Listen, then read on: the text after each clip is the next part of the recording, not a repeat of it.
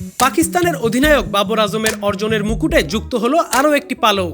আইরিশদের বিপক্ষে হার দিয়ে সিরিজ শুরুর পর রোববার দ্বিতীয় টি-20তে ঘুরে দাঁড়িয়েছে তার দল। ম্যাচটিতে রান না পেলেও একটি বিশ্ব রেকর্ড গড়ে ফেলেছেন অধিনায়ক বাবর আজম। ওয়ালটন ফ্রিজ কিনে অনেকের মতো আপনিও হয়ে যেতে পারেন মিলেনিয়াল। সেরা পণ্যের সেরা অফার। আয়ারল্যান্ডের বিপক্ষের জয় টি-20তে নেতা হিসেবে বাবরের ৪৫তম। আন্তর্জাতিক টি-20তে এত ম্যাচ কোনো অধিনায়ক জেতেননি। এতদিন উগান্ডার অধিনায়ক ব্রায়ান মাসাবার সাথে যৌথভাবে শীর্ষে ছিলেন বাবর। মাসাবা ৫৬টি ম্যাচের মধ্যে জিতেছেন ৪৪টি। বাবর ৭৮টি ম্যাচে অধিনায়কত্ব করে জিতেছেন ৪৫ ম্যাচে। তালিকার তৃতীয় স্থানে রয়েছেন ইংল্যান্ডের সাবেক অধিনায়ক ইয়ন মর্গান। ৭২টি ম্যাচের মধ্যে ৪২টি জিতেছিলেন সাবেক ইংল্যান্ড অধিনায়ক। আফগানিস্তানের অধিনায়ক আসগর আফগান জিতেছিলেন ৪২টি ম্যাচ। ভারতের দুই অধিনায়ক রয়েছেন এর পরপরই।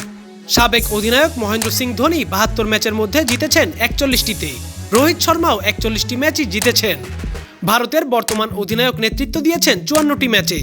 অস্ট্রেলিয়ার অধিনায়ক অ্যারন ফিঞ্চ ৭৬টি ম্যাচের মধ্যে জিতেছিলেন ৪০টি ম্যাচে।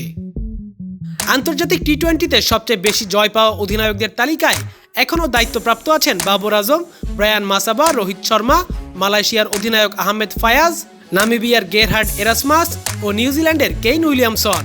সামনে টি-20 বিশ্বকাপে মালয়েশিয়ার ফায়াজ ছাড়া বাকিদের দেখা যাবে।